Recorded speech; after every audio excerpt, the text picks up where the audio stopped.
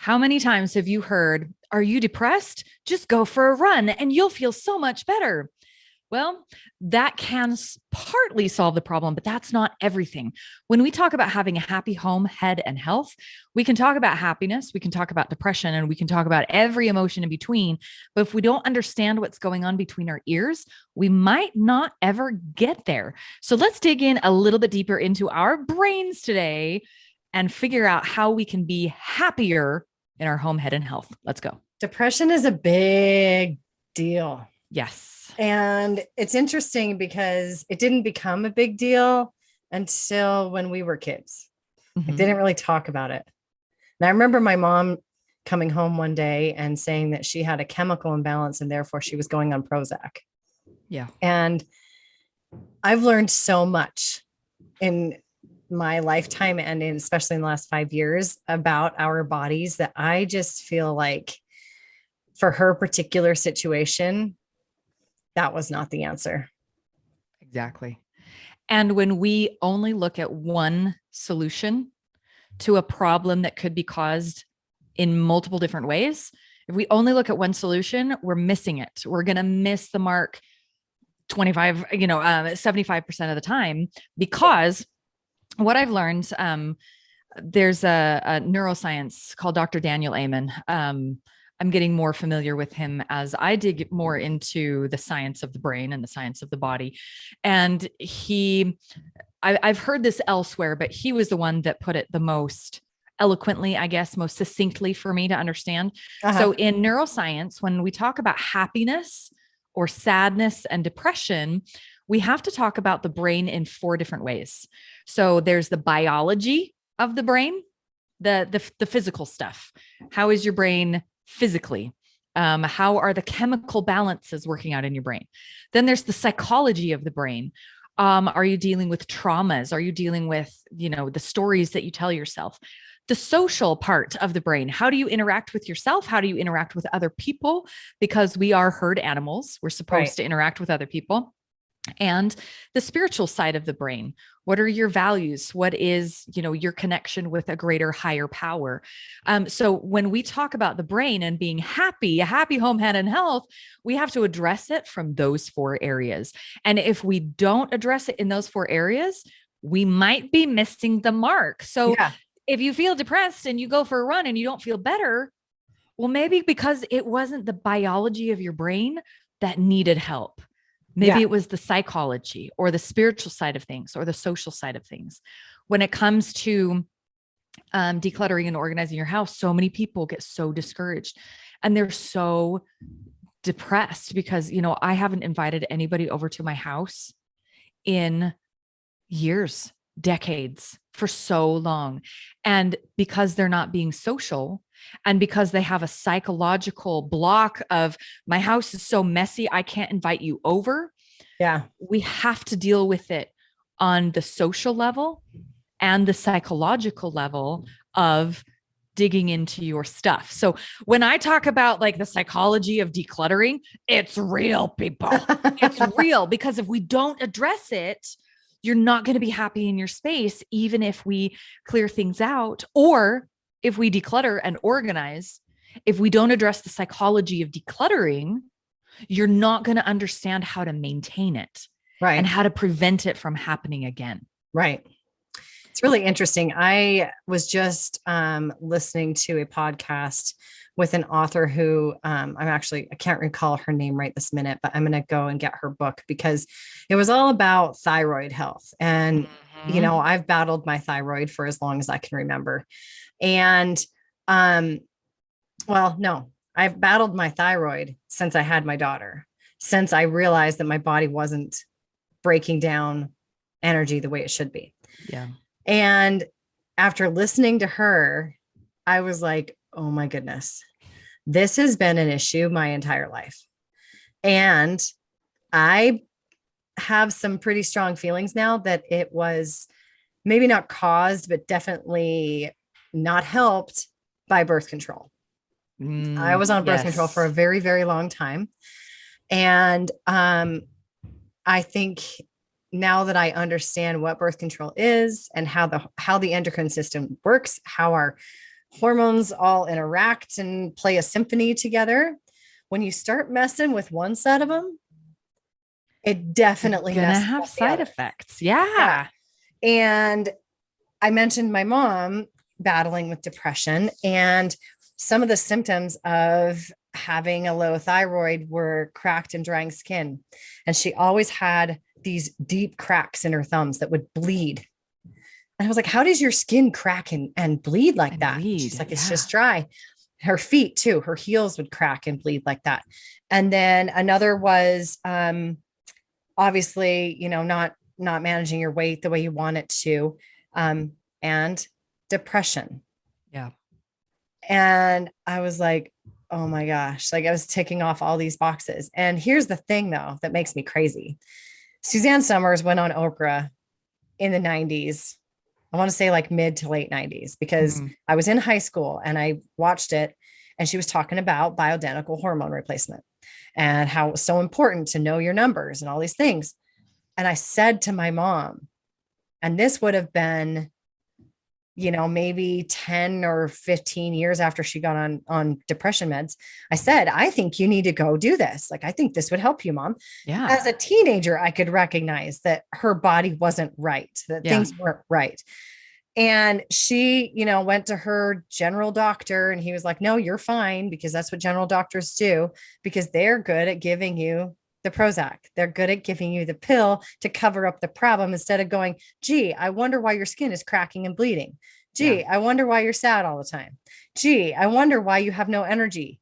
Gee, I wonder why you're carrying around excess body fat when you don't need to be, And so I was like, as I was listening to this, I was getting even more furious, because I thought, if only she had listened to me back then, Yeah. 30 Yeah. years ago or whatever it was now, you know, now what, where would she be, instead of jumping from depression med to depression med to depression med, because they didn't fix the problem. They just put a band-aid until her body was like, nope, this band-aid doesn't work anymore. Let's try another band-aid. Yep. Oh, it makes me so crazy. It makes me so crazy. And it's interesting to see how a problem in biology, if I give you the wrong medication and tweak your biology, the chemical reactions going on in your body and in your brain, it can lead to psychological effects. Yeah, It can absolutely. lead to social effects. It can lead to spiritual effects. So a lot of people with ADHD, OCD, depression, a lot of those people with those neurodiversities and those chemical imbalances in the brain, it's a biology problem, but they feel huge spiritual effects. They feel like they can never connect with a greater power, with a God, with a deity. And they feel very isolated and alone, which can lead to major psychological stories that you tell yourself, and the new neural pathways that you build based on this understanding of you're alone in the universe, which can dictate who you interact with socially. I mean, it's this huge combination of it things. feeds into, the stories that you tell yourself of, absolutely. I'm broken, or I struggle with my weight. When in fact, maybe you don't struggle with your weight. What you struggle with is something going on hormonally that you need to have adjusted. Exactly. And that's, fast forward 20 years of struggling with your weight, you now have an identity of someone who struggles with their weight. And we ingrain those stories in so deeply that, yeah. And I love pointing out to people when they say, there are some cliches in the world of organization of, your clutter is the outward manifestation of what's going on inside your brain. And it's like, that's great, but it also goes the other way around. Yeah. That what's going on externally can have an effect of, have an internal effect. It can go both ways because of this quadrant effect in our brain. Yeah. If we are just crazy busy and we are moving and we have kids involved in every social event and every sport that we can, and we're just kind of in survival mode, it can lead to a disruption of, maintaining, keeping our clutter under control, maintaining good organization in our house, which can lead to other problems. So yes, it can start in the biology and the psychology, but it can also start externally and affect our brain. So it can Sure. go both ways. Sure. And if we don't address both options, then we're not going to see as much success. I think as goes for your body as well. Exactly. You know, you look at absolutely kids who are raised by parents who obviously don't know better because they don't feed them very well, because I try to give people credit. But um, when your 10-year-old is, 150 pounds, you're probably not feeding them the right things, just saying. So, that kid looks in the mirror or goes to school and gets teased. They now internalize whatever, came from the external of, you're the fat kid, or, you're chunky or whatever.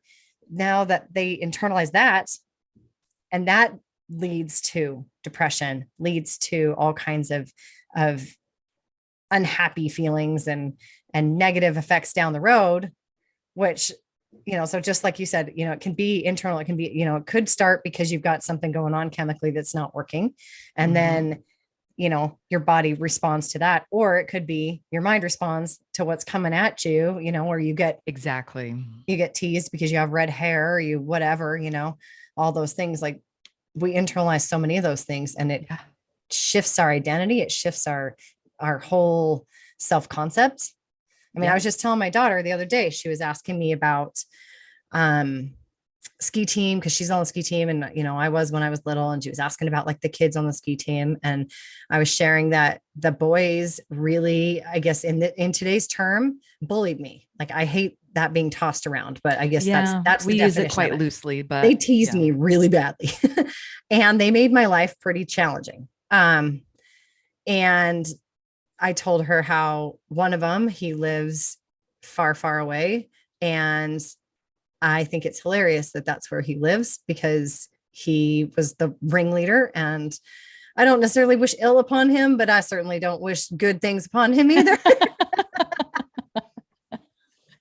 My mom always said there are some people you just don't go fishing with. Like, you don't have to hang out with them. Exactly. But I was sharing with her about how, that was hard for me to overcome, where I had, some feelings about myself and my worthiness based upon things that these other kids said and did when I was that age. But also, I was able to, at that point, distance myself and go, you know what, I'm fine the way I am. I don't need your opinion. And maybe that was just the spitefulness that I grew up. Like, I was just born with the, I don't give a, don't care. I just don't, doesn't happen. I just don't care. I mean, it hurt. It sure hurt. Like right then, but it hurt for, 5 minutes. And then I was on with my life. Yeah. And I think if you don't have that ability, that's where things go south. Yeah.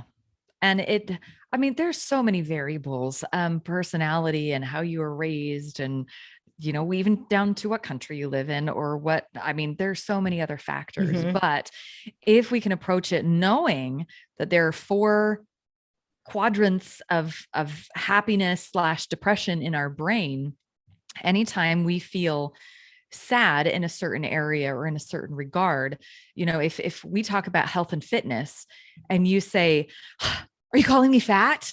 Right. No, we're not calling you fat. We're simply talking about health and fitness. Right. What's going on psychologically in your mind? Right. When I say, you jump to that. Yeah. I just made a post on my social media in my reels.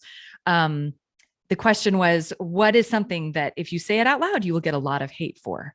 Mm-hmm. And I'm like, okay, I'm putting myself out there. I'm getting ready for all the hate comments coming in. Yeah. But most people in the United States, I will corner it to the United States. Most people in the United States could live with 50% less than what they currently have now and be happy and thriving. And people have a problem with that, because people have a major problem with that. I could live with 10% of what I have. Right. And people think that I'm talking to the privileged and the wealthy. I am actually talking to everybody, everyone, the privileged and the wealthy, and the underprivileged and poor, because you're holding on to things for different reasons. Yeah. But you're still holding on to too much, and it is weighing you down, and it is stopping you physically and mentally. Well, I don't hate you for it. I totally agree with you. Right. But it's the mentality of the people that are willing to fight me on that, that I'm like, you are the person that I would love to have a conversation with because of what's going on between your ears. And it's, I love being called. I had a client once that she was like, you're the best marriage counselor ever. Because I was able to get her and her husband on the same page and get them through everything that they needed to in regard to their space.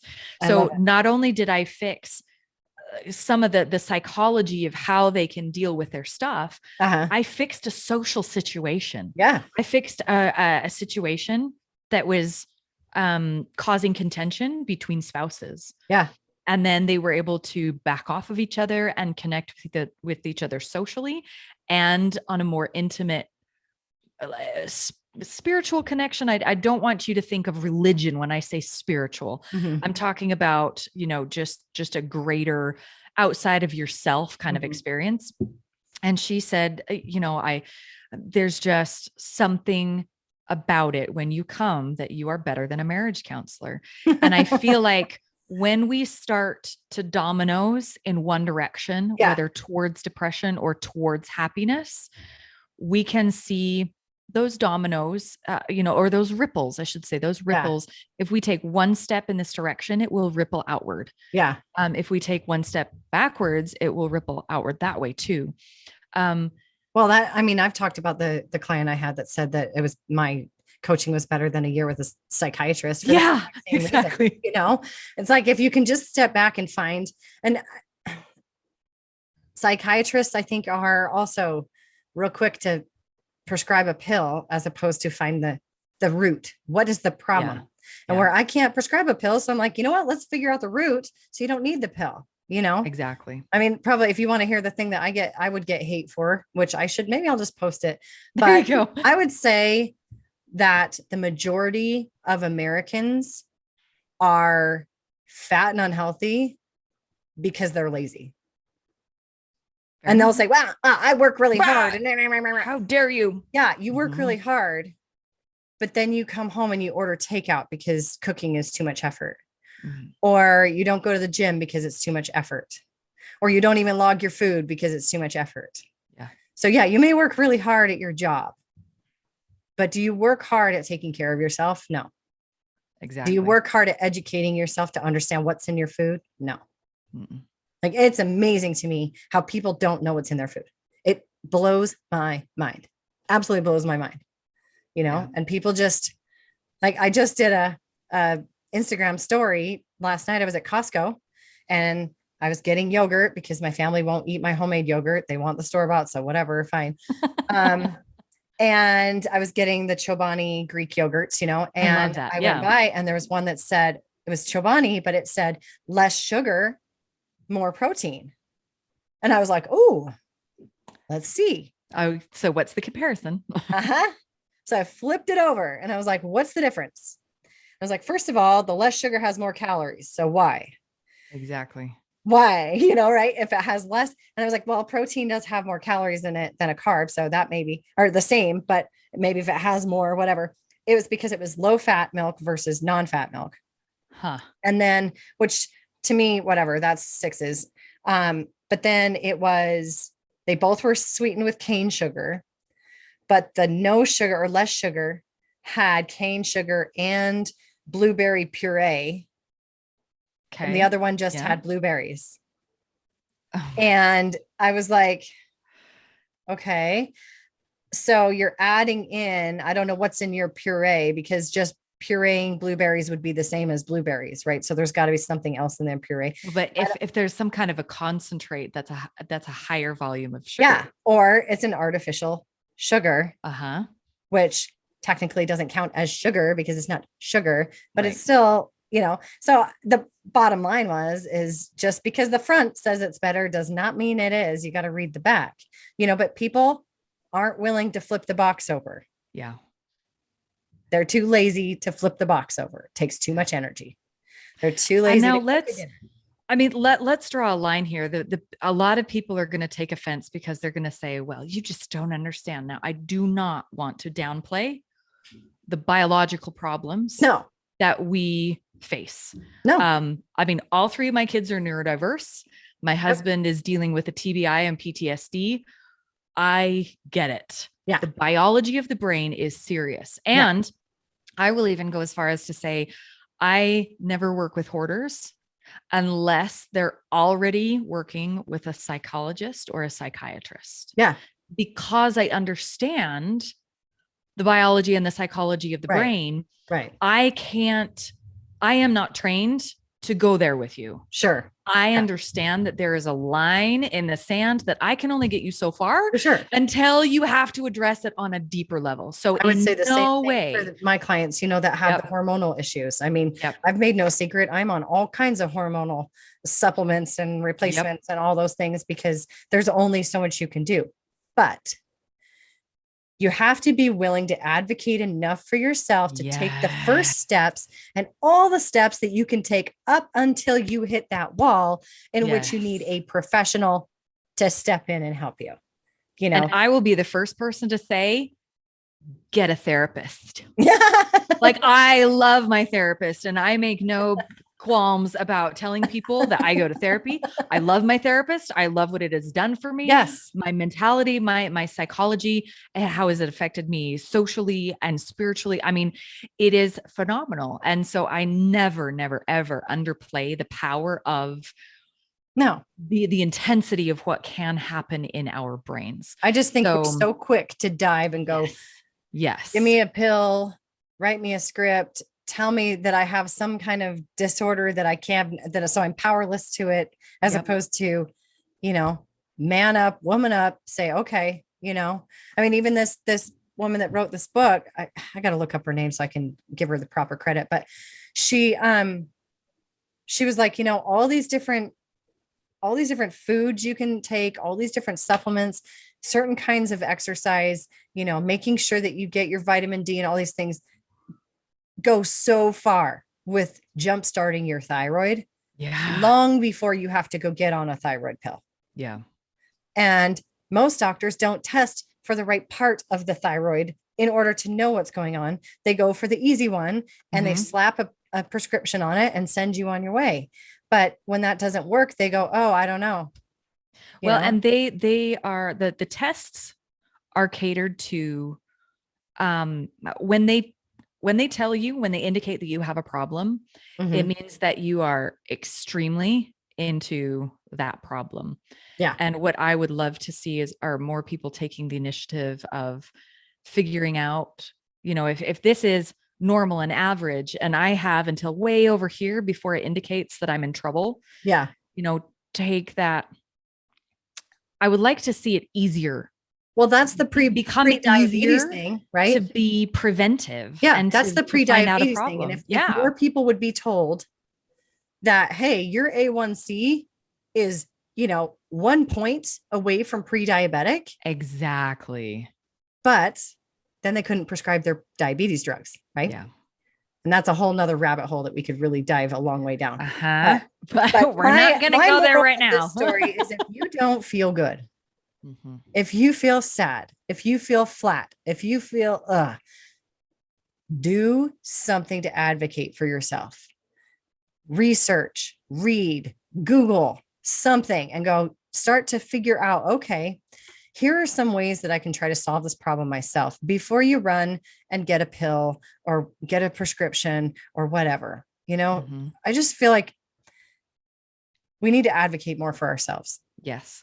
And here is the way to do it. We have neuroscientists saying, if you feel sad, down, blah, depressed, if you feel discouraged, if you don't feel like you are living up to your potential, as cliche as that sounds, then they say start here with the biology of the brain. Are there chemical problems going on in your brain? Start with the psychology of the brain. What stories am I telling myself that are either harming me or helping me? What socially can I do to make myself feel better? And how can I connect to something greater than myself on a spiritual level? So take those 4 steps. If you're feeling blah, if you're feeling depressed and discouraged, and you want to feel happier and have a happier home, head, and health, tap into those 4 quadrants of the brain and say, okay, biological, psychological, social, or spiritual, where am I going to start? Wouldn't you Pick agree one. that most coaches address several of those? Yes. If you get a good coach, they Yes. can address multiple aspects as opposed to going and getting a pill. That doesn't help with the psychology. That doesn't help with all the other stuff. It only helps with the biological. With the biology. And it doesn't really help. It covers it up. So, a coach is a great place to start. Yep. If you feel like crap, start finding coaches. Go look up coaches and figure out which one is going to help you the most. Yes. Yes. Then go the other route. Because there are people who can help. And if they're a good coach, they'll tell you, hey, just like exactly. Said, I'm not a psychiatrist. Like, I'm not a psychiatrist. I can't help you with this. And I say, I'm not a hormone doctor. I can't, but I can send you to one who can, Exactly. So I love it. Good luck. If you have a story that you want to share with us, if you have a question or a concern, or say, hey, I'm a little bit triggered by this conversation, but I'm willing to have a better conversation, let us know. Comment, click like, send us an email, find us on social, shoot us a message, and we will answer any questions or continue the conversation with you. Thank you so much for joining. We will link names and titles of the things that we've referenced in this so that you can take it and run with your own research. Yep. And we look forward to seeing you next episode on the HomeBod Podcast.